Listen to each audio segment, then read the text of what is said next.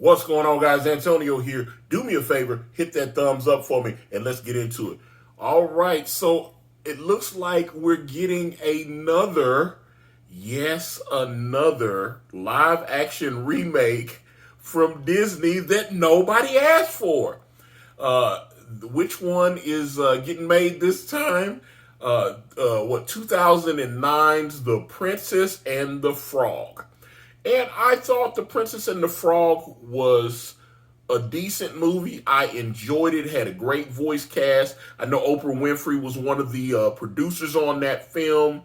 They had, Terrence Howard in there, and what's the young lady, Anika Nani, although she's not a young lady, she's 50. I looked her up before I shot the video. She's 50 now, but she wasn't 50 in 2009, obviously.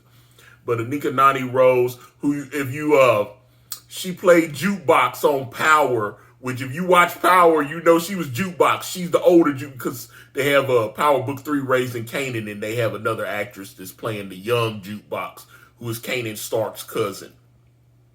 But Anika Nani Rose played Jukebox on Power, and she was on some other.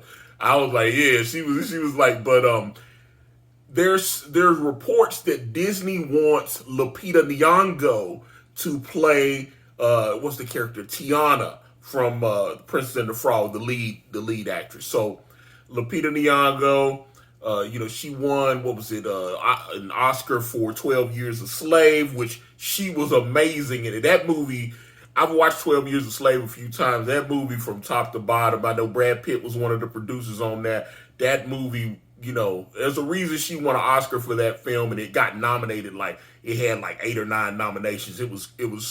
It's hard to watch if you're not mentally prepared to get through it, but Lupita deserved that Oscar that she won.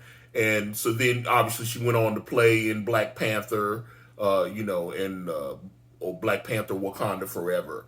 But I'm curious about, they keep making these live action remakes, and I'm going to be honest with you. The majority of the live action Disney remakes have been absolutely terrible. And let me say I did like the Jungle Book live action. I did enjoy that. I went to the theater to see it. I thought the live action Lion King film was solid. I didn't have a problem with it, right? Okay, so then we get into Aladdin with Will Smith. It was absolutely awful. And I understand that Will Smith is not a singer, so they had him rapping and stuff. It was so bad. And they had the blackface scandal on the set of the Aladdin. It leaked out. They did not have enough Middle Eastern actors to fill in the background shots and everything. So they took a lot of white actors and they put all that bronzer on them to make them look like they were dark skinned, and it leaked out. And then, Disney had to apologize for being insensitive. And I was like, wow, you really couldn't find enough Middle Eastern actors, so you took white people and put bronzer on them, and then were confused that people got upset. But obviously somebody leaked that. They weren't putting that out there. They kind of knew what it was, and they put it. It was like, oh, we're sorry we did it. But the movie, that would have, people would have forgot about that. But it was so terrible. I mean, it made money because they put a ton of advertising money in when they put these live action remakes out. They advertised so much. I saw The Little Mermaid. Now, my wife enjoyed Little Mermaid, although she agreed with me that the songs, they added a couple of new songs to it, and those new songs were weak except for one. The rest of those new Little Mermaid songs were terrible. But I'm trying to remember that. I can't remember that guy that wrote on Beauty and the Beast and The Lion King and all that. He had AIDS and he passed away. They've got a documentary on. Sorry, I can't remember his name. Is it Howard Ashman?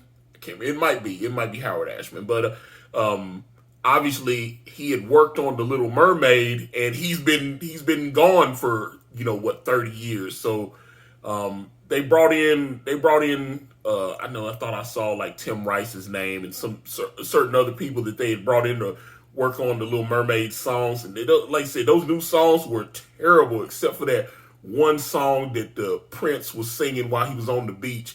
But I thought Little Mermaid was terrible. It was a horrible movie. Should have never been made. I don't care about if the mermaid being black is the selling point, because I'm sitting there going, okay, she's black. Let's get past that. Let's see what's actually going on.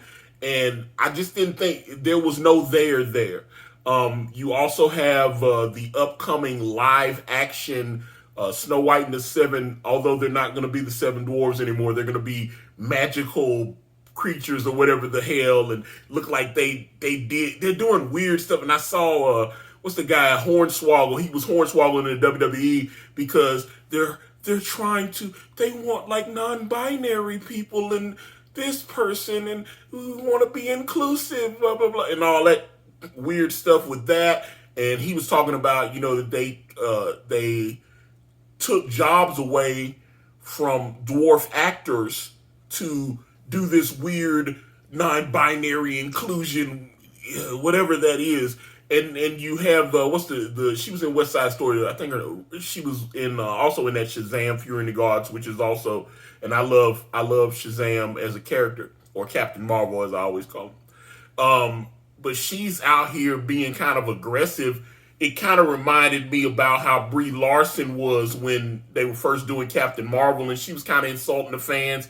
And she, what's her, Rachel Zegler or whatever her name is, but she's talking about that her Snow White is going to be a little more modern and not going to be, waiting for her prince to come save her and stuff. And I was like, well, I already knew the movie wasn't for me, so that told me it wasn't really something I'm interested in. So now, flash forward, and we're getting this live action update for the Princess and the Frog, and Disney wants someone of the stature of Lupita Nyong'o to play her. Now here's my thing: Lupita Nyong'o's 40, and as I mentioned before, Anika Nani Rose she's 50 years old.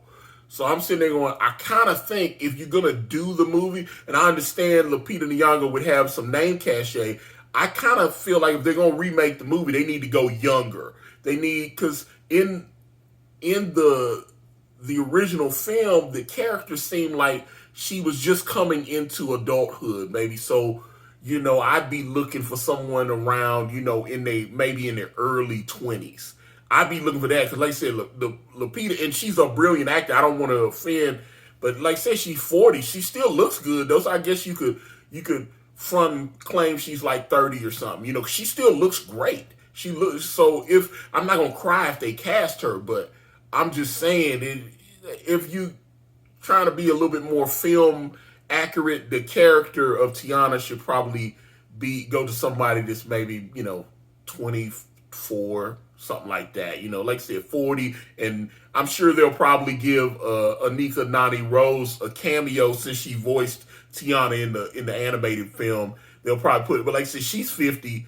But like I said, go watch her on Power as Jukebox. I thought she was,